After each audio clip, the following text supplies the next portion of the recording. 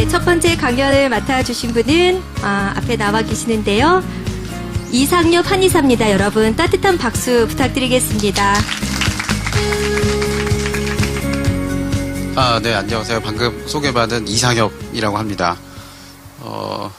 이렇게 좋은 날, 이렇게 날씨도 좋고, 연휴 첫날인데요. 이렇게 멀리까지 강연을 위해서 찾아주셔서 정말 감사드립니다. 사실 이렇게 야외에서 이렇게 좋은 얘기를 하니까 주제가 좀 더 밝고 좀 재밌었으면 할 텐데, 제목이 이제 사람다움의 자연학이라고 좀 다소 무거울 수 있는 주제라, 좀 더 재밌을지는 모르겠지만, 여러분들한테 유익함은 줄 수 있도록, 좀 좋은, 강연 한번 진행해 보겠습니다.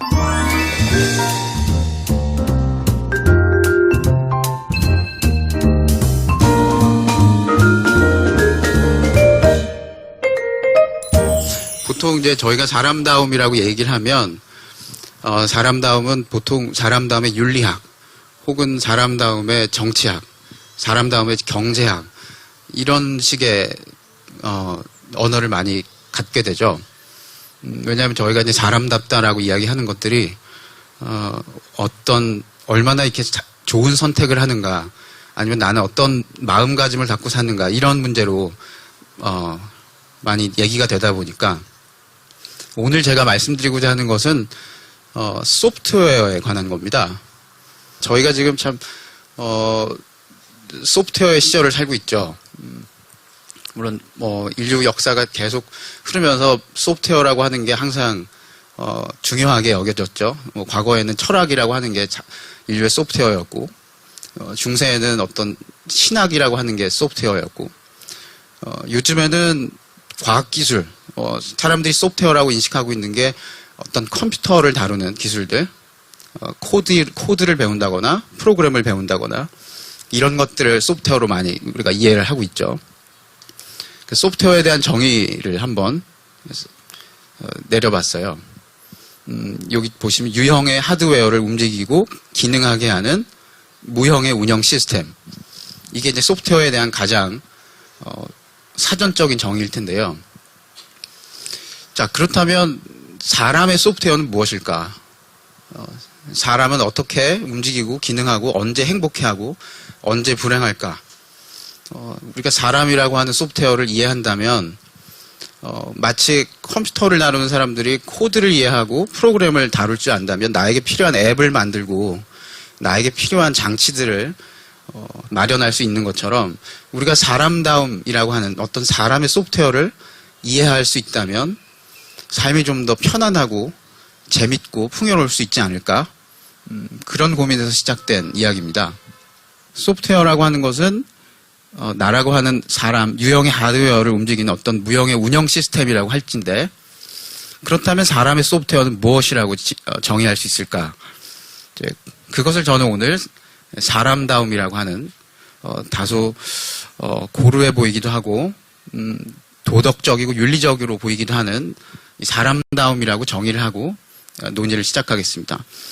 그래서 사람다움의 자연학이라는 것은 우리가 사람다움이라는 것을 윤리적인 문제 혹은 어떤 정치 경제학적인 문제로 이해하기보다 자연학적인 문제로 한번 접근을 해보자는 거죠. 당장 내가 쓸 수 있고 준비할 수 있고 갖춰서 이후에 좀 더 나은 삶을 준비할 수 있는 그런 자연학적 접근을 한번 해보자는 겁니다.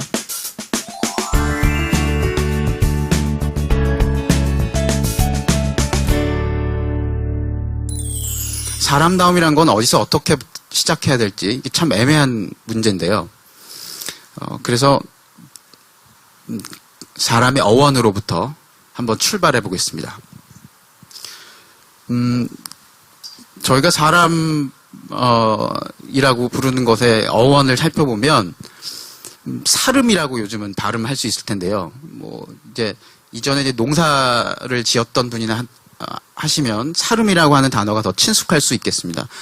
보통 모판에 모를 이렇게 가져다 심지 않습니까? 그럼 그게 4, 5일 지나서 그 자체가 뿌리가 땅에 내려서 생생한 푸른빛을 띠게 되면 이제 그 모판을 걷어내도 그 대지에서 그게 잘 살아가게 돼 있죠. 이걸 사름한다라고 얘기를 하는데요. 사람의 어원은 이 사름에 있습니다. 그래서 우리가 흔히 이 사름한다, 사람이다라고 하는 것, 이 뜻과 형상을 그대로 표현해 놓은 게 오른쪽에 보이시는 그림입니다. 한자로 얘기하면 흔히 저희가 본이라고 읽게 되는 나무목의 뿌리 안에 뿌리를 내린 본, 어떤 본질, 근본 이렇게 얘기하는 그 본이라고 하는 것이 뿌리가 내렸다, 대지에 뿌리가 내렸다라는 것을 의미하는 형상인 것이죠. 그래서 사람의 의미, 어떤 이런 모양, 사름의 의미와 형상을 나타낸 본이라고 하는 것에서부터 사람의 소프트웨어를 한번 출발해 보겠습니다. 자, 아까 제가 사름이라고 하는 것의 정의를 통해서 비유를 좀 드려보고 싶어요. 모를 낸 지 4, 5일 동안. 그렇다면 사람이 태어났을 때 그 모라고 하는 것은 뭘까? 사람의 몸이죠. 육체가 몸이 태어나고 그 이후에 이제 뿌리가 내리게 되는데, 뿌리가 내린다 하면 비유하자면 내 몸이 나고 그 이후에 내가 삶을 어떻게 살아갈 것인가, 나는 뭘 지향하고 사는지, 이런 정신세계, 내가 지향하는 바, 이런 것들이 뿌리라고 할 수 있겠죠. 내 몸이 나서 내가 어딘가에 흔들리지 않고 내 뜻대로 삶을 살아가는 내 정신이 이 세상에 완전히 내려서 내 삶이 좀 더 건강해지는 사름이 되기 위해서는 어떤 과정이 필요할까? 자, 이게 소프트웨어에 해당이 되겠죠. 사람답다라고 하는. 이걸 좀 더 그래서 구체적으로, 자, 사람이 되기 위한 과정을 우리가 사람다움이라고 정의한다면, 대체 이 소프트웨어의 전거 혹은 샘플은 어디에서 채취할 수 있을까? 어떤 프로그램을 작동되는 것을 보고 사람다움을 한번 우리가 설계해 볼 수 있을까? 그 근거를 동의학에서 찾아보도록 하겠습니다.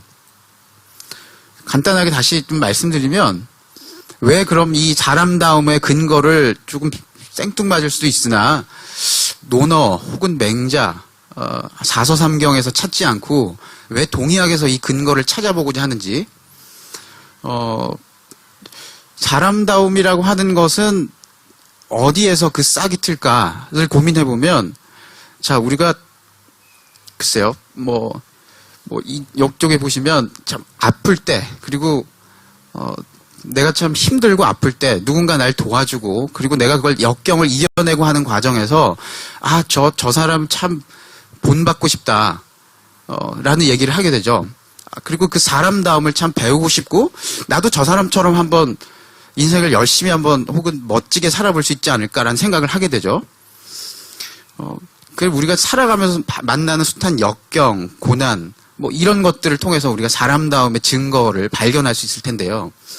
동의학이라고 하는 어떤 전거를 통해서, 샘플을 통해서 이 사람다움에 대한 아주 구체적인 이야기들을 발견해 볼 수 있습니다. 우리가 흔히 사람의 인생을 생로병사라고 얘기하는데요. 그래서 사람다움이라고 하는 것을 이 생로병사의 과정에 빗대서 생각해 보면, 결국 이 늙고 병들고 죽어가는 이 과정을 내가 어떻게 견디고 이겨내느냐, 여기에 곧 생의 의지 혹은 사람다움의 구체적인 모습을 볼 수 있지 않을까, 라고 해서 동의학에 근거하여 이걸 좀 더 설명해 드리도록 하겠습니다. 동의는 이제 동방에서 나온 의란 뜻입니다. 이 땅을 예전에는 이제 중국에 비해 동쪽에 있다 그래서 동방이라고 얘기를 했는데요. 동의라고 하는 것은, 과거에 우리나라의 의학이라고 하는 것은 수신의 방편이다. 내 몸을 어떻게 다스리고 내가 삶에서 어떻게 더 현명한 선택을 할 수 있는지를 알 수 있는, 그런 책으로 삼겠다 혹은 그런 학문으로 삼겠다 해서 동의라고 하는 것에 명칭 혹은 정체성이 시작됐다고 볼 수 있습니다. 동의학의 대표적인 그 저서가 잘 아시는 동의보감, 그리고 구한 말에 동무이제마라고 하는 그 학자가 쓰게 된 동의수세본이라고 하는 책이 있습니다. 이 두 가지 책이 저희가 가장 많이 알고 또 대중들에게 가장 많이 알려진 동의학의 두 대표적 저서가 돼요. 그래서 이 동의학의 대표적 두 저서인 동의보감과 동의수세보온의 여러 얼개와 구조를 살펴보면서 이 책에서 우리는 어떤 사람다움의 소프트웨어를 발견할 수 있을지 그것을 더 구체적으로 한번 보겠습니다. 동의보감이라고 하는 책의 이름이 나오게 된 배경은 동의보감, 자, 동의, 그러면 보하면 보물할 때 보배롭다라는 얘기고요. 감이라고 하면 거울감이라고 하는 뜻입니다. 그래서 동의보감이라고 하는 것의 원뜻, 그리고 이 책이 사람들에게 전달하고자 했던 이야기는 질병이라는 건 나를 비추는 가장 보배로운 거울이라고 하는 이야기를 하고자 합니다.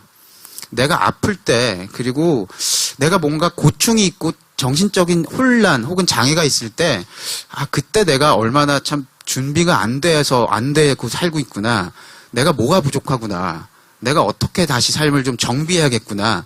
이걸 돌아볼 수 있는 마치 거울과 같은 책이라는 뜻에서 동의보감이라고 하는 이야기를 하게 됩니다. 또 하나 동의수세보온이라고 하는 뜻은요. 동의 그리고 수라고 하는 건 목숨, 수명 할 때 수의 뜻이고요. 세라고 하는 건 세상, 세간이라고 할 때 세를 얘기하고요. 보라고 하는 건 지킨다, 배양시킨다라고 할 때 보호를 의미하고요. 원이라고 하는 건 으뜸원, 하나, 가장 소중한 것, 가장 내가 가치 있게 여기는 것, 이런 뜻이죠. 그래서 동의수세보온이라는 것은 앞서 동의보감이 질병을 새롭게 정의를 했다면 동의수세보온에서는 건강을 새롭게 제안을 하고 있습니다. 건강이라는 것은 보완하고 수세하는 것이라는 거죠. 내가 삶에서 어떤 하나의 가치를 오롯하게 지켜나가는 것, 이게 건강이다라는 이야기를 책명에서 하고 있어요. 그래서 이 두 가지, 이를테면 동의보감을 통한 거울 학습과 동의수세보온을 통한 현장 학습, 이 두 가지가 사람이 사람다울 수 있는, 그리고 사람다움이라고 하는 것을 좀 더 구체적으로 살펴볼 수 있는, 이걸 소프트웨어로 우리가 삼을 수 있는 어떤 단서가 있지 않을까라고 해서 사람다움의 자연학을, 동의학을 단서로 삼아 좀 살펴보도록 하겠습니다.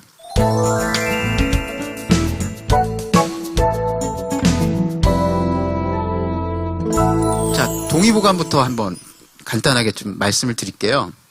동의보감의 전체적 얼개, 목차는 크게 5마디로 구성되어 있어요. 맨 처음 신형이라고 하는 말이 나오고요. 그 뒤에 내경, 외형, 운기, 잡병이라고 하는 5마디를 얘기를 해요. 이건 이제 단자로 이루어져서, 자, 이게 무엇을 의미할 것인지 좀 다시 생각을 해봐야 될 텐데요. 신형이라고 하는 것을 통해서 동의보감이 먼저 처음 던지는 질문은 나는 누구인가라는 질문을 해요. 이를테면 우리가 과거에 철학이 이 세상의 소프트웨어일 때 가장 서양 철학에서 가장 유명한 말로 알고 있는 게 너 자신을 알라. 소크라테스가 이런 말을 했다는 얘기를 하잖아요. 그 나는 누구인가라는 얘기를 동의보감에서는 신형이라고 하는 이야기로 해요. 신형이라고 하는 것은 그대로 한자말로 번역을 하면 몸꼴이라고 하는 의미인데요. 비유하면 내가 내 몸이긴 한데 그 간혹 보면 내 몸이 좀 어색하고 둔하고 원망스러울 때가 있잖아요. 그걸 꼴이라고 얘기를 해요. 그러니까 내 몸은 몸이고 내 꼴은 또 따로 있다는 거죠. 그런데 그 몸과 꼴이 일치하더냐는 걸 물어보는 거예요. 네가 네 몸을 가지고 움직이는데 그게 네 몸 같더냐는 거죠. 그게 어색할 수도 있죠. 거울을 보면 이렇게 눈은 왜 이렇게 짝눈이고 이렇게 얼굴은 왜 이렇게 새까맣고 입은 왜 이렇게 틀어져서 사람이 좀 참 이렇게 생겼구나 이런 생각을 할 수 있잖아요. 근데 그렇게 살다가도 또 나가서 나는 나에 대해서 별로 불만족스러운데 나가서 또 누가 날 무시하고 그러면 또 화가 난단 말이죠. 그래서 내가 나에 대해서 인식하고 있는 거와 내가 또 가서 내 꼴을 굴리는 것과는 별로 이렇게 그다지 일치하지 않더라는 거예요. 이게 나는 누구인가라고 하는 질문을 하는 거죠. 그것을 신형이라고 하는 말로 던지고 있어요. 나는 누구인가. 그리고 내경에서는 자, 나는 누구인가를 물었다면 그걸 잘 모르겠다면 네 내면을 한번 살펴보라는 얘기를 합니다. 네가 누구인지 좀 어색하고 잘 모르겠다면 그럼 네 내면을 한번 살펴보면 대단히 다채로운 풍경이 있을 거야 라는 얘기를 내경에서 하고 있어요. 내경을 지나고 나면 자, 그럼 그 내면이 어떻게 해서든 형상으로 드러나 있을 거란 얘기죠. 이를테면 제가 아까 비유 드린 것처럼 네가 좀 짜증나는 상황이면 아마 인상을 좀 쓰고 있을 것이고 안절부절 못하면 얼굴이 좀 창백해질 것이며 그리고 좀 뭔가 마음에 안 드는 상황이면 팔짱을 끼고 있을 거야.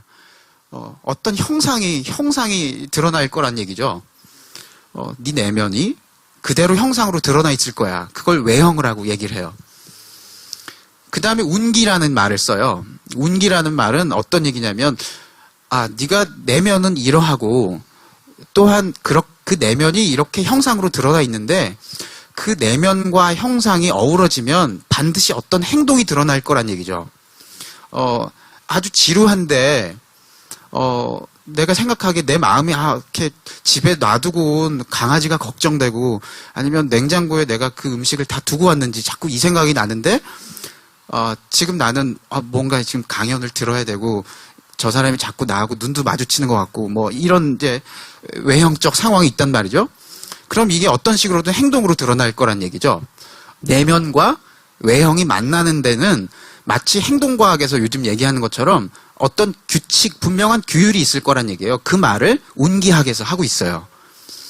그리고 운기를 지나고 나면 잡병이 등장해요. 마지막에.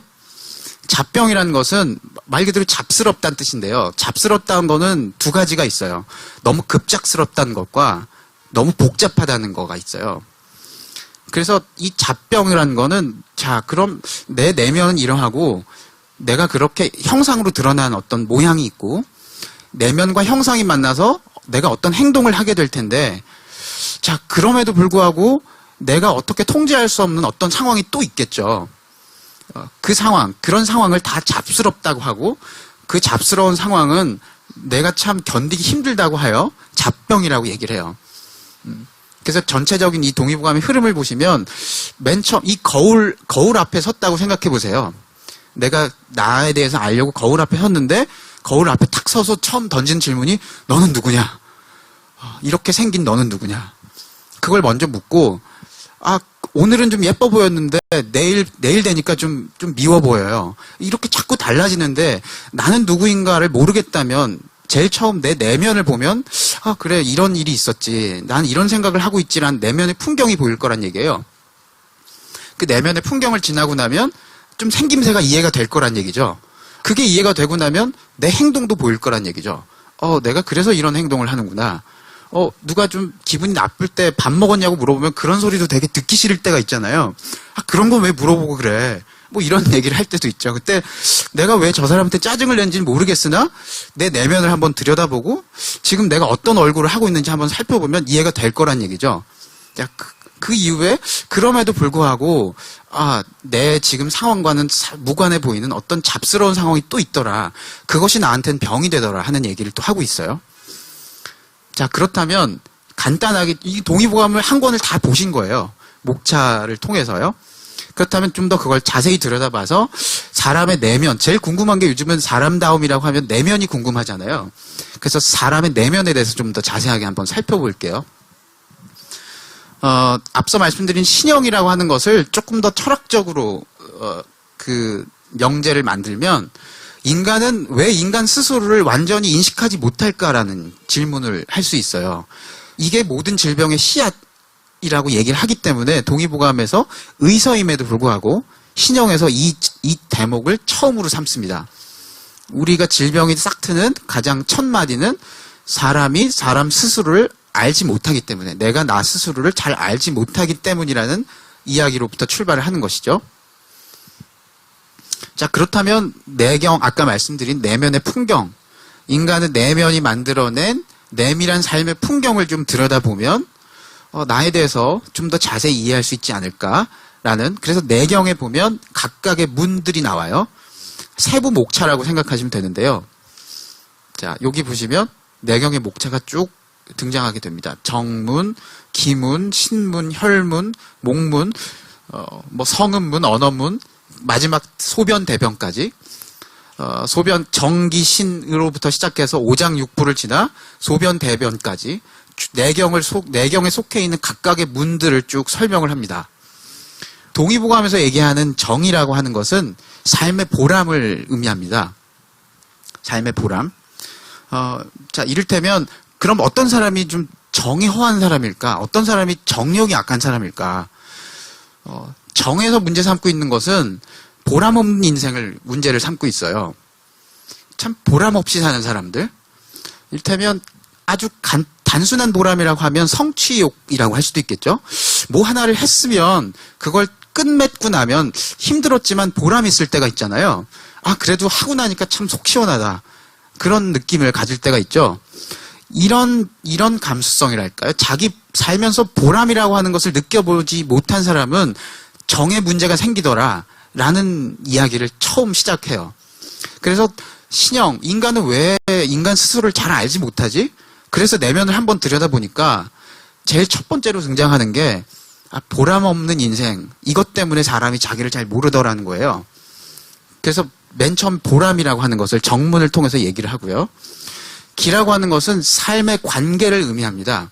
내가 얼마나 다양하게 사람들과 혹은 사물들과 관계 맺고 사는지, 이걸 우리가 흔히 열정 혹은 기가 충만하다라고 얘기를 해요. 그래서 정을 통해서 삶의 보람을 느꼈는데 그 다음 문제되는 게 삶의 열정이더라는 거죠. 아, 보람 있게 살았는데 자꾸 내 일만 하다 보니 열정이 자꾸 사그라들더라는 거예요. 참 뭐 희한하기도 하게. 열정이 그럼 그 다음 신에서 문제 삼고 있는 것. 내가 보람도 있고 열정도 있는데 그럼 뭐 때문에 또 인생이 흔들리더냐. 삶의 재미가 없더라는 거예요. 우리가 그 연세가 좀 지긋하신 분들은 그런 말씀을 하시죠. 열심히 살아서 자식들 다 키워서 시집장가 보내고 났더니 좀 재미가 덜해. 쟤네들을 내가 왜 이렇게 열심히 키웠는지도 모르겠고 뭐 그런 말씀을 하시잖아요. 재미라고 하는 것은 비유하면 삶의 어떤 리듬을 얘기하는데요. 우리가 재미있다라고 하는 것은 자꾸 신나는 일, 좋은 일만을 의미하는 게 아니고요. 내 삶이 어떤 일관된 리듬 안에 있다는 걸 느끼면 사람은 재미를 느껴요. 그걸 신이라고 얘기를 해요. 그래서 우리가 신난다, 신명난다라고 얘기하는 건 내가 하는 일, 내가 하는 삶에 대단히 리듬이 있어. 뭔지 모르지만 자꾸 되게 뭔가 내 인생이 잘 풀릴 것만 같아. 뭐 우리가 이렇게 느끼는 건 흔히 신난다고 얘기를 하죠. 이건 리듬이 있다는 얘기예요. 그래서 정기신이라고 하는 것에서 동의보감 맨 처음 이야기하는 것은 삶의 밀도 그리고 삶의 관계가 얼마나 충실한지 또한 그 관계와 밀도를 추구하는 네 인생 전체가 얼마나 리드미컬한지 이 세 가지를 맨 처음에 묻고 있어요.